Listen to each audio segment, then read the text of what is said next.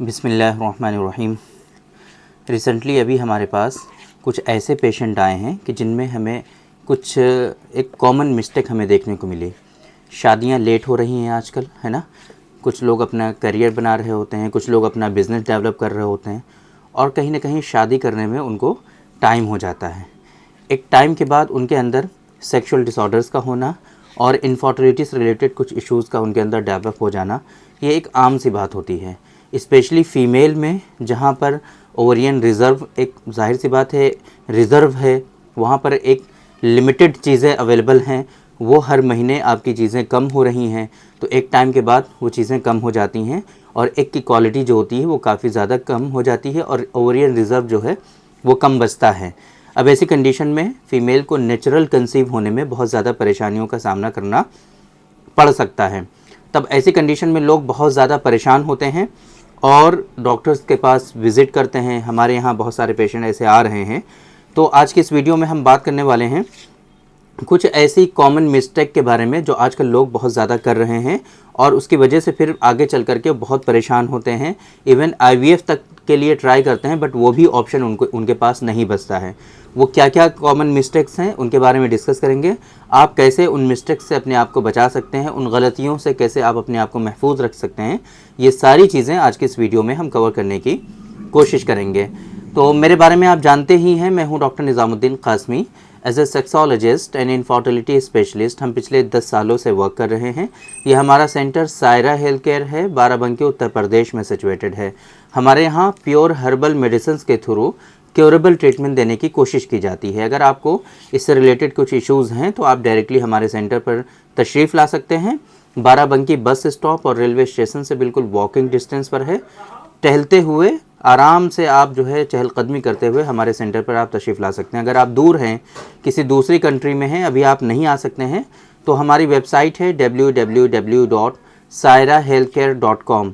इस वेबसाइट पर विज़िट करके आप दुनिया के किसी भी कोने से अपना अपॉइंटमेंट शेड्यूल कर सकते हैं और आप डायरेक्टली हमसे कंसल्ट कर सकते हैं।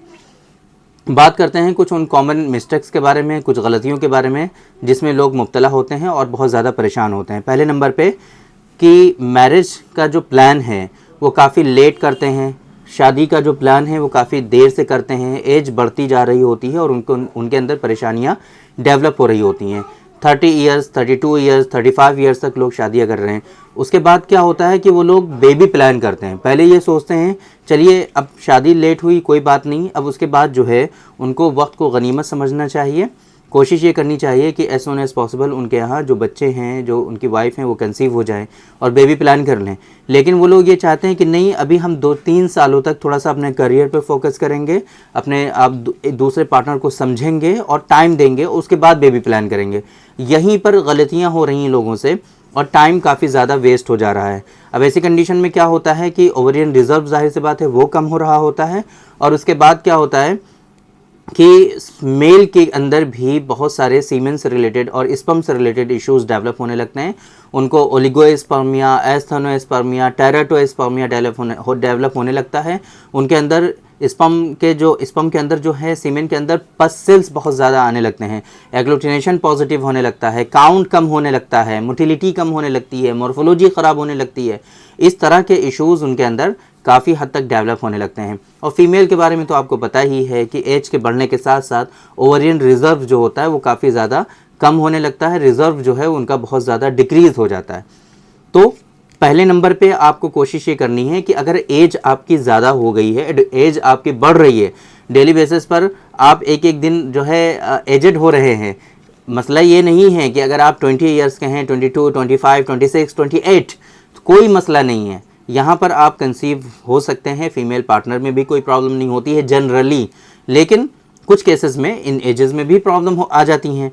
तो ऐसी कंडीशन में अगर एज आपकी 30 प्लस है, 30 स्पेशली 32, 33 प्लस है, तब ऐसी कंडीशन में आपको बेबी प्लान नहीं करना चाहिए, है ना। मतलब कि प्लान अभी करिए फ़ौरन, लेकिन यह है कि 2-3 साल के बाद नहीं प्लान करना चाहिए। ये नहीं सोचना चाहिए कि अभी हम 3 ईयर्स तक वेट करेंगे, 3 साल तक हम जो है इंतज़ार करेंगे और उसके बाद हम बेबी प्लान करेंगे। ऐसा नहीं करना चाहिए, बल्कि क्या करना चाहिए, फ़ौरन कोशिश करनी चाहिए कि हम बेबी प्लान करें। ये एक गलती है जिससे आप लोगों को बचना है। दूसरे नंबर पे क्या करते हैं लोग कि वो बस ट्राई करते रहते हैं। एज एक तो उनकी ज़्यादा है, एज जो है 35 प्लस हो गई है। अब उसके बाद वो क्या है, बस ट्राई कर रहे हैं कंटिन्यूसली, जो है वो एवरी साइकिल वो जो है इंटरकोर्स कर रहे हैं, ट्राई कर रहे हैं। इस अब नहीं तो अगले महीने नहीं तो उसके अगले महीने, ऐसे ऐसे पूरा 1.5-2 साल तक वो ट्राई करते रहते हैं और कुछ भी नहीं, ट्रीटमेंट की तरफ नहीं जाते हैं, किसी तरह का कोई इन्वेस्टिगेशंस नहीं कराते हैं, कोई भी जांच नहीं कराते हैं। तो ये नहीं करना है आप लोगों को। अगर आपकी एज 33 प्लस है, 35 प्लस है, तब ऐसी कंडीशन में अगर 5-6 महीने तक आपने ट्राई कर लिया और आपकी वाइफ कंसीव नहीं हुई है, तो ऐसी कंडीशन में दोनों ही पार्टनर के इन्वेस्टिगेशंस आपको कराने हैं, बेसिक इन्वेस्टिगेशंस आपको कराने हैं और ये डायग्नोज करना है कि परेशानी कहाँ पर है। ये चीज़ आपको करनी है फ़ौरन। अब इसी में एक गलती और करते हैं लोग कि अच्छा, हम आगे आप लोगों को बता देंगे किसी दूसरी वीडियो में कि वो इन्वेस्टिगेशंस, बेसिक इन्वेस्टिगेशंस की जो हम बात कर रहे हैं मेल और फीमेल में, वो क्या क्या इन्वेस्टिगेशंस होते हैं। इंशाल्लाह हम कल ही की वीडियो में आप लोगों को बता देंगे। लोग बहुत परेशान रहते हैं कि डॉक्टर साहब हमारी शादी को इतना टाइम हो गया है, हमें पता नहीं है कि कौन कौन सी जाँचें करानी है, आप हमें बता दीजिए क्या क्या कराएं। तो कल की वीडियो में इंशाल्लाह हम डिटेल्ड इन्फॉर्मेशन आप लोगों को प्रोवाइड करा देंगे कि अगर आप जो है बेबी प्लान कर रहे हैं, कंसीव नहीं हो रही है आपकी वाइफ, तो ऐसी कंडीशन में आपको कौन कौन से बेसिक इन्वेस्टिगेशंस कराने चाहिए, वो डिटेल वीडियो इंशाल्लाह कल हम आप लोगों को प्रोवाइड करा देंगे।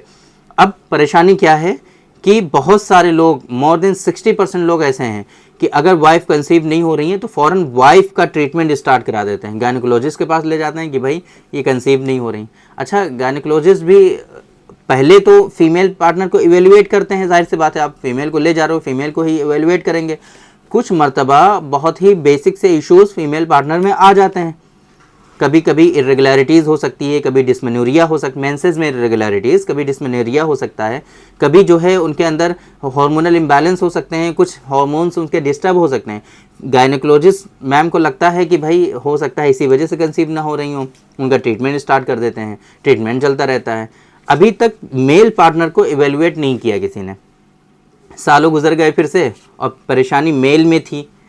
वो तो बहुत मतलब ऐसा होता है, पीसीओडी को लोग बहुत मतलब ये मानते हैं कि पीसीओडी है तो वाइफ कंसीव नहीं होगी, टीएसएच हाई आ रहा है तो वाइफ कंसीव नहीं होगी, थायराइड का प्रॉब्लम है, अगर पीसीओडी का प्रॉब्लम है तो वाइफ कंसीव नहीं होगी। बट इसमें कंसीव होती हैं, जनरली कंसीव होने में कोई प्रॉब्लम नहीं होता है, इनमें कंसीव हो जाती हैं। कुछ पेशेंट में कॉम्प्लिकेशंस हो सकते हैं, वो किसी भी वजह से हो सकते हैं ना, तो उसका तो कुछ नहीं कर सकते। बट मोस्टली केसेस में हम देखते हैं कि अगर पीसीओडी है या फिर थायराइड से रिलेटेड इश्यूज हैं तो जनरली वाइफ कंसीव हो जाती हैं, किसी तरह की कोई परेशानी नहीं हुआ करती। तो अब ऐसे कंडीशन में हमें हमेशा ये कोशिश करनी है कि दोनों ही पार्टनर को इवेल्युएट करना है। सीमेन एनालिसिस हस्बैंड का भी कराना है और बाकी जो इन्वेस्टिगेशंस हैं वो फीमेल के भी कराने हैं, और जहाँ पर इश्यूज़ हमें फाइंड आउट हो रहे हैं उन इश्यूज़ के बारे में हमें डिस्कस करना है, समझना है कि अब अगर ये इश्यूज़ हैं तो हम कहाँ पर हमें प्रॉपर ट्रीटमेंट मिल सकता है और क्या चीज़ें हम फॉलो करें ताकि जो है परेशानियों से हम अपने आप को बचा सकें और आगे जो बड़ी परेशानियां होने वाली हैं उन परेशानियों से महफूज रख सकें